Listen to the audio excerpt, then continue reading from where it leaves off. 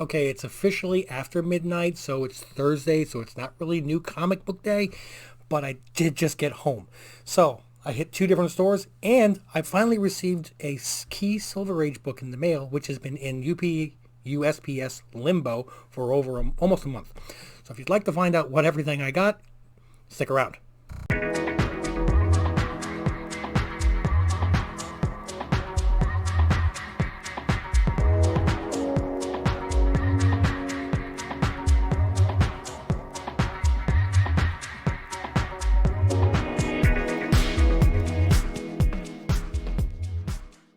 Welcome back, family. Thank you so much for joining me. Hopefully, you had a good new comic book day. It wasn't quite as crazy as mine. But anyway, this is a great thing, though, because I got a chance to use my new comic to-go boxes from Reggie Collects. If you haven't picked them up, or even at least looked at them, check him out on reggiecollects.com. Okay? He is really great. His channel is really great. And, I mean, they got little magnetic enclosures inside here. So that way it stays shut. Throw it into your backpack, no problem. I picked up two, and today, actually, I needed it. He says that this will hold 15 books. Well, I've got 11 in here, bagged and boarded, and they fit in perfectly. I bagged and boarded these myself. The majority of them did not come from the comic book store, bagged and boarded. So I'm going to run through, and I also picked up my little easel. So run through what I picked up at my first stop. I did get my Teen Titans Future State Teen Titans #1.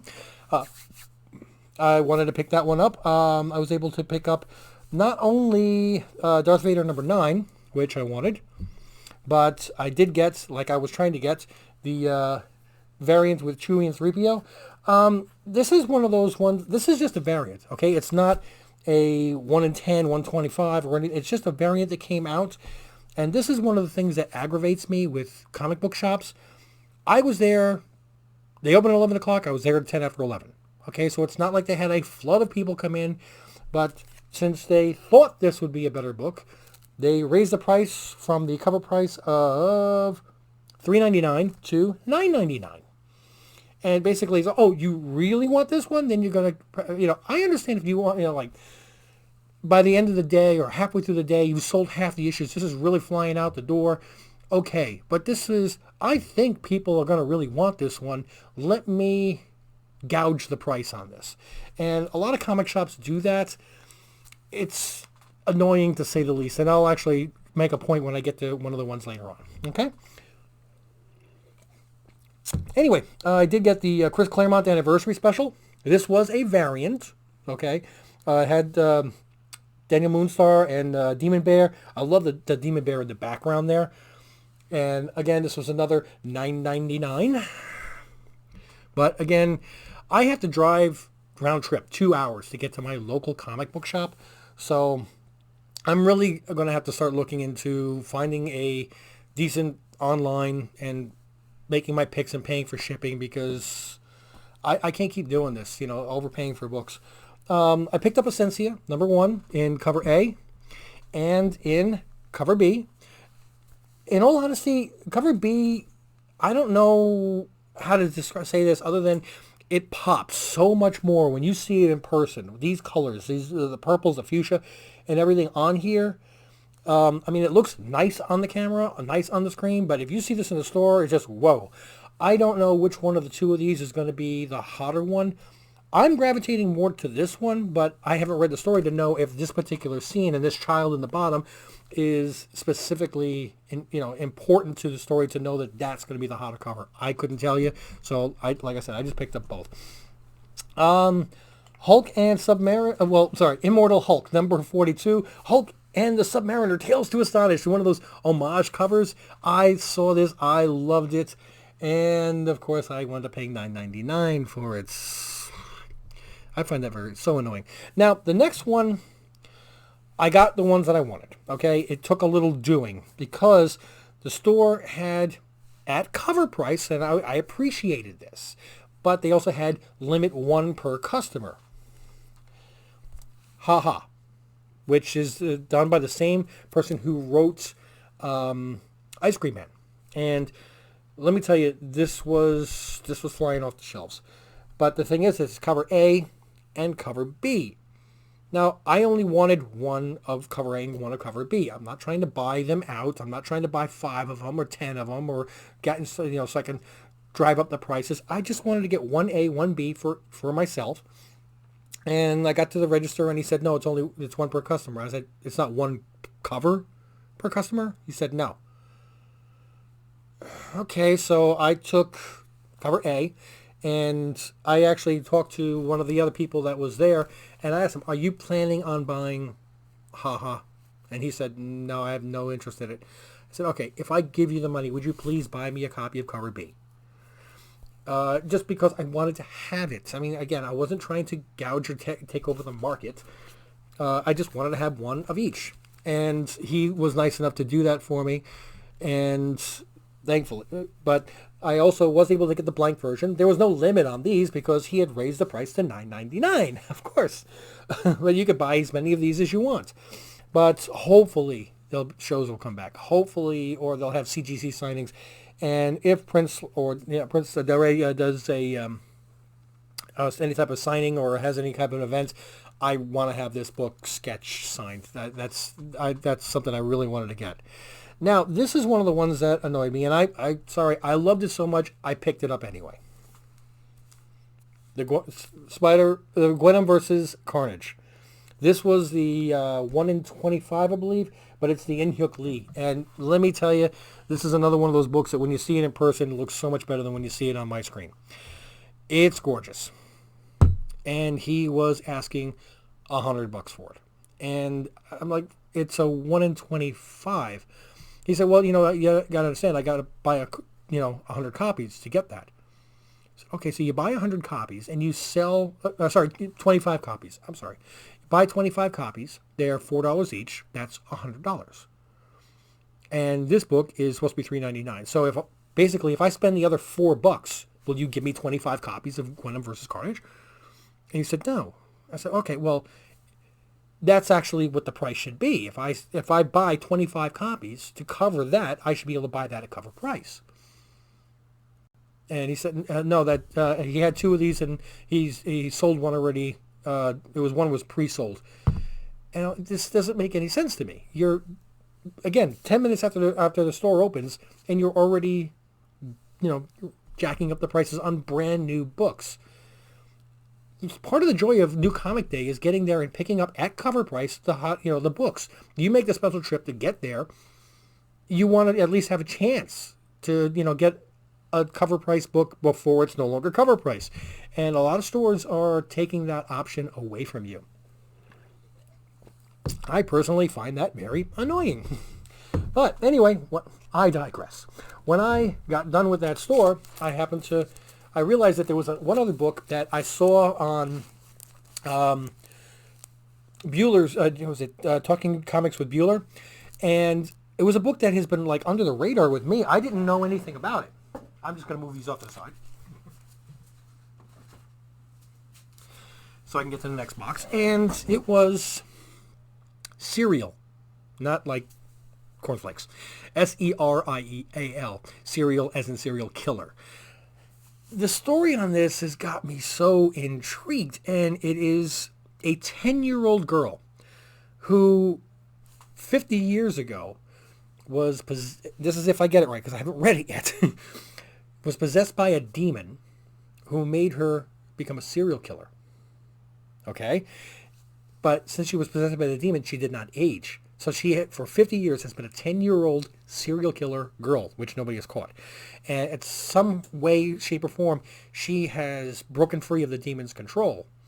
And now she's after the demon or the people that put the demon in her or whatever, armed with this knowledge of how to be a serial killer for 50 years. This is, something is killing your children. No, this is the children are killing something. So I looked for that book, and he said that Diamond had shorted his order, and he got none. And I said, well, that really stinks.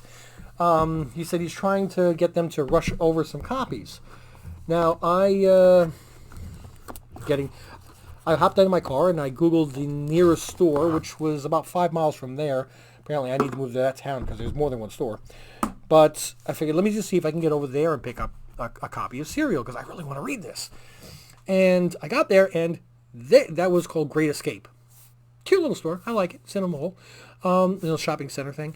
And I didn't get a chance because I had to go to work to go through all the back issue boxes, to go dive in the way I used to. But they also got shorted by Diamond. They also got no copies. They also were hoping to have some by the weekend.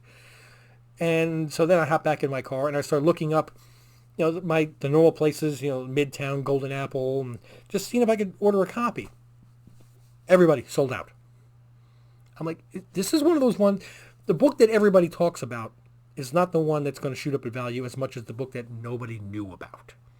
Okay, so I'm letting you know right now, if Diamond has shorted a lot of these orders, and you can get to your LCS tomorrow, Friday, Saturday, pick up a copy of Serial number 1. There's only one copy, one issue, one copy. It's not like a cover A, cover B, 25. No, it's only one. And it's really by, Abstract Comics? It's a comic book company that I'm not even familiar with. But the story looks really interesting. This is something that could definitely be turned into a show that would run for at least a couple of seasons. And this book would explode. Okay, because I don't think there's that many copies of this out there. I don't know the print run on it, but it just sounds like a really great story, and I want to check it out. And for $3.99, I picked one up off of, on eBay, they're already selling for $12 to $13, and people haven't gotten them yet. People don't know about this book yet. What's going to happen when they do? So anyway, while I was at the second store, I picked up a couple of back issues, just cover price books, okay? But I was able to get Darth Vader number 11. I guess, no, he didn't charge me $10. It was cover price. And that is the Dagobah variant, or version. He actually still had copies of Wind number 1 in as a cover price, okay? He also had the Haha Comics 1 per person. So since I had already picked up both, I didn't, try to do anything, but I'm not going to pass up an opportunity to buy one extra one. Just so everybody knows, this is cover A. This is the one that old stores are selling out of fast. Okay? They got equal numbers of copies, and these are the ones that everybody's driving towards. The other copy, it's very colorful, but it seems very muddled. And just the regular version, because I wanted to pick up A and B of Gwenom vs. Carnage number 1. And then that was it. But I had a nice little time inside looking into a new store, which is always really fun. So I'm not even going to bother moving this off to the side. But more importantly, my tracking alerts blew up. This package, which I ordered in December, was scanned, shipped. Now I'm north of Atlanta. It waited to the Atlanta hub on December 18th. And just froze. It died. Nobody knew where this book was. And I was so, it was through Mercari, so the owner doesn't get paid until I receive it. And I can file and get my money back without any issue whatsoever. I wasn't worried about that. I wanted the books. It's not a major key, but it is a key. It is a first appearance of a character that everybody knows. So I really wanted to get it, and I think with everything that's going on the Spider-Man 3 movie, that this really has a good chance to become a major book.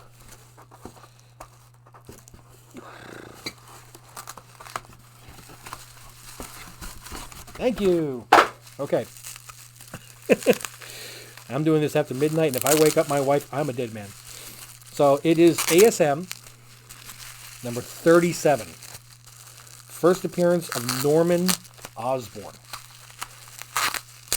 And if they're bringing back all these characters, and I believe I've heard that they are talking to Willem Dafoe to reprise his character role, through the multiverse-wise. And I loved Willem Dafoe in the first series. And let's see what kind of condition we're in here. Okay. I'm going to call it around a 3.5. Okay. I'm going to try to get this a little closer for you. There is some damage here by this staple. Okay. And it looks like, I haven't taken it out yet, but right in the middle of Spider-Man is a little bit of a tear in his shoulder. I don't know if it goes all the way through or not.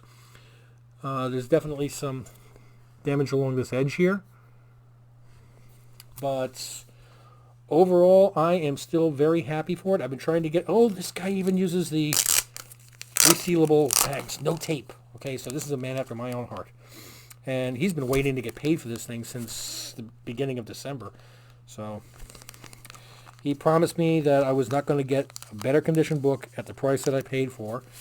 I'm going to have to review that, but let's see how she presents. Okay, this has been pressed. You can see the cover looks really nice on it. Good color on it. Is that a chair?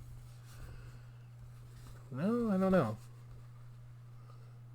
No, it looks like it might have actually gotten something pressed into it. Let's go with the black light. Da da da. Go with angles. I don't see anything on it. I want to check the inside for color touch-up. Usually you can see it without the black light, but let's find out. Nice and simple. No color touch. Pages are actually pretty white in this. I like this. Plotted and drawn by Steve Ditko, edited and written by Stan Lee. First appearance of Norman Osborn. Back cover. Little staining expected with this age. What are we looking at? 66 with this book? 1966. So a 55-year-old Spider-Man book. Are we getting old or what? But anyway, so like I said, I've been trying to get together a Silver Age submission, and I've been waiting for this book to add to it. It's not going to be large. It might be like 5 or 6 books. But I'm really looking forward to it. I'm pleased with the copy of this book. I think that it can... I don't think it's going to hit Kingpin number 50 levels, but I'll take it. I mean, if I can get a Kingpin number in a 3.0, 3.5, I'd be very happy too. Anyway, though, like and subscribe, as always. I'm going to say that. We're at 16 minutes. I'm sorry we took so long, but we had a lot of good books tonight. And I really want to go get some sleep. But thank you so much for joining me. And I'll be trying to get another video out this weekend showing my next submission to CGC. I've got 2 submissions out there. One's in grading, so we're getting close. And I like to show you what I'm sending beforehand. And then hopefully we're going to start getting our stuff back on a regular basis, so I'll be able to unbox some stuff for you. But in the meantime, thank you so much for joining me. And as always, I'm out.